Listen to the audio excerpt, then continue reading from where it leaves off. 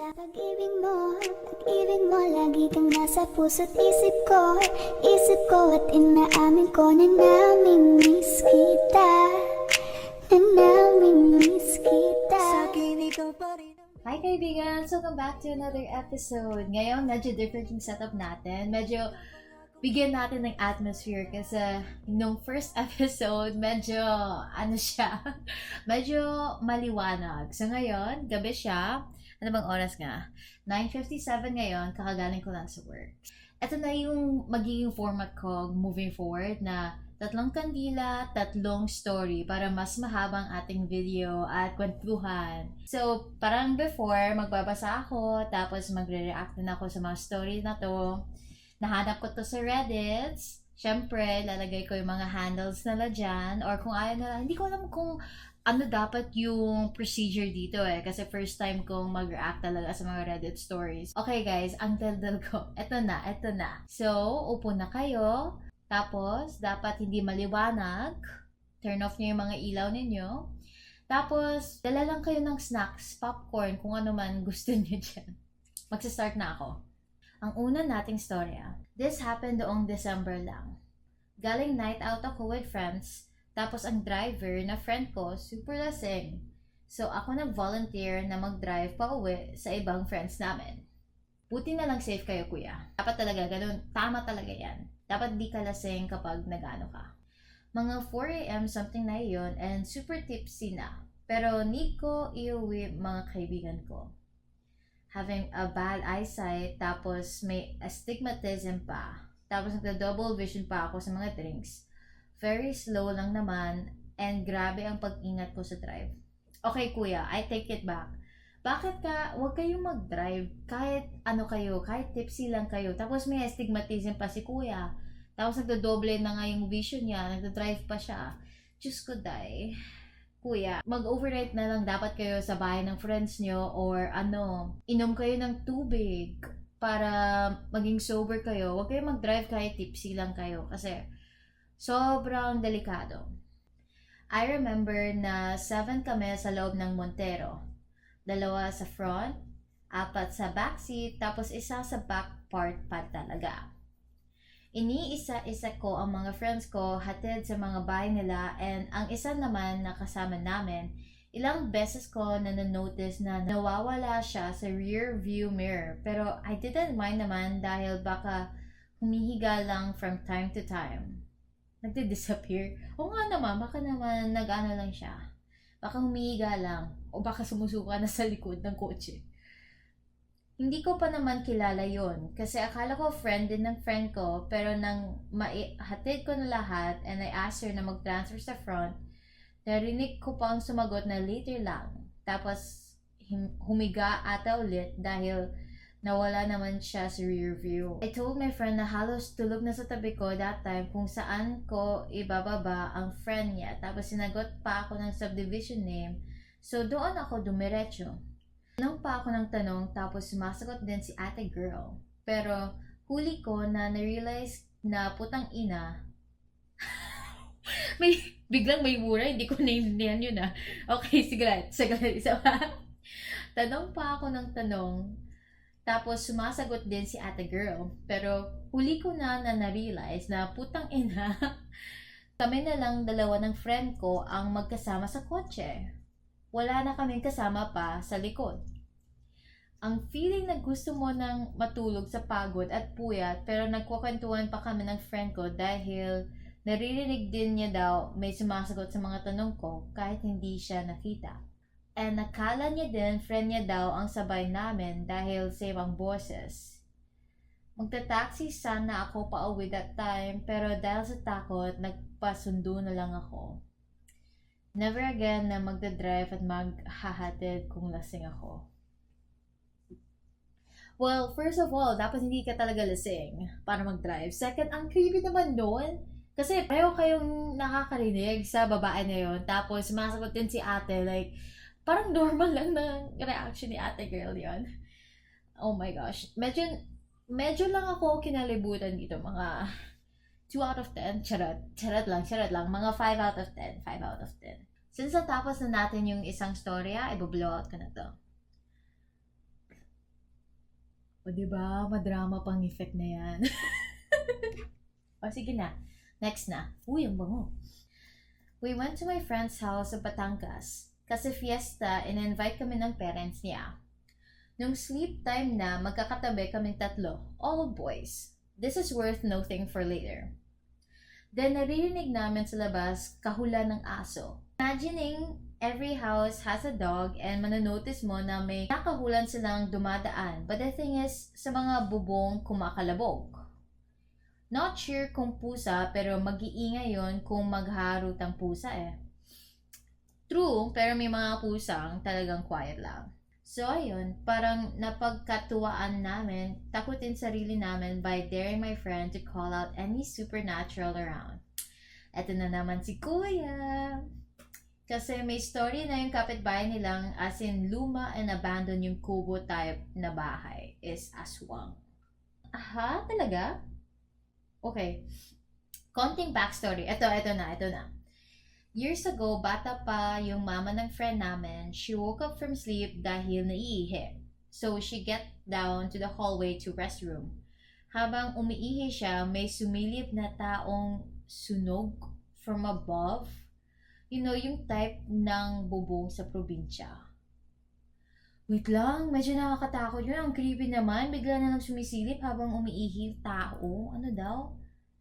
Ang ano naman? Bastos. Then sigaw siya ang takbo. Nagising si Tito at nakita nila fleeing yung taong sunog. Binato na lang niya ng itak and tinamaan sa balikat kasi nag-stick daw sa shoulder yung itak for a moment sabay akyat sa bubong.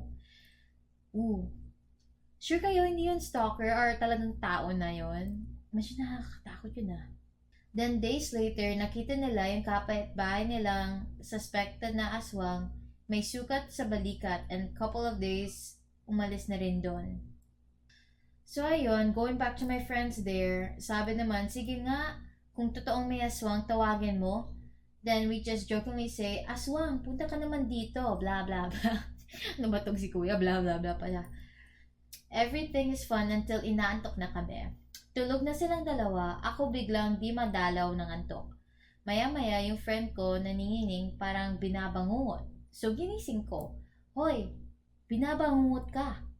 We shrug it off. This time, ako naman nakatulog, siya gising. Ano ba to? Nag-alternative to. Kaming dalawang dayo yung pinagtitripan. Ayun kasi. So binabangungot, eto na naman yung ngungungungu. So, binabangungot ako, ginising niya ako. Walang visible na scary figure sa bangungot ko, pero takot na takot ako pag gising ko. It repeats for a couple of cycles, then natakot na kami. Himbing na himbing yung tropa namin, kaming dalawa ang sinasalot. Nagtalukbong kami, and my friend is not very religious. He asked us to pray. Then after prayer, he asked me kung pwede daw pa-hug.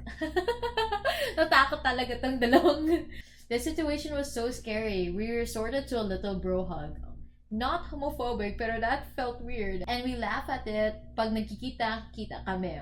Hanggang sa nakatulog na lang kami. And lesson learned, don't challenge things that you don't fully understand. Tinakot yung sarili, kaya binangungot. Walang aswang-aswang bumisita sa kanila. Umano lang sila, binangungot sila dahil tinatakot nila yung sarili nila. Yun pala sa back ng isip nila, naniwala sila sa storya, kaya sila natakot. Tapos ayun, naging totoo. Kasi, I mean, hindi ko sinasabi na parang hindi totoo ang mga aswang. Like, a part of me still believes kasi kultura ko yun, di ba? Na talagang may aswang. Like, not for real na talagang, uy, totoo siya, nakita ko siya, like, ganon, hindi ganon. Pero it's more like, parang, careful pa rin ako na hindi tawagin siya. You get what I mean? Like, it's better to be safe than sorry talaga yung nasa isip ko. So, like, partially believe, partially don't, and I prefer na, ayoko talaga siyang makita sa buong buhay ko. Mas prefer ko na nasa bed siya, okay? Diyan siya sa bed. Ay, nako, nakakatawa to. Napabro hug sila, tapos... Anyways, ayan na ang ating second story. Proceed na tayo sa pangatlo. Okay, isa na lang. Okay. Ayos natin. Ayan. Ito naman, medyo nakakaiba. Ito, nahanap ko based sa mga schools. Pero hindi ko alam yung mismong school ng nasa story na to. So, kung alam nyo, comment kayo down below. From Adamson University, around 2019 pa to, kakatapos lang ng last class ko around 8 p.m. sa may 3rd floor Botax para sa mga taga-ADU. So bago kami umuwi ng isang friend ko, nagsabi siya sa akin na mag-CR daw muna siya bago kami umalis. Hihintayin ko na lang sana siya kaso naisip ko baka mamaya magkasalisihan kami. So nag-CR na lang rin ako. Nauna siyang naglakad tapos nakasunod lang ako sa kanya. Then pagdating namin sa CR, pumasok na siya sa cubicle tapos ako naman maghihilamos lang. Then napansin ko ang tagal niyang matapos. Nakapaghilamos at nakapag-ayos na ako lahat-lahat tapos siya hindi na pa rin nalabas sa cubicle. Then tinawag at tinanong ko siya kung ano nangyari sa kanya kaso hindi siya sumasagot. Ano ba naman ate? Baka naman tumatay si kuya. Huwag niyo nang disturbuhin. Di makatain ng maayos eh. Maya-maya, bigla may tumawag sa akin sa messenger. Tapos nakita ko, name ng friend ko, sabay sagot at tinanong niya kung nasaan na daw ako kasi kanina pa daw niya ako hinihintay sa classroom simula nung na-dismiss na kami.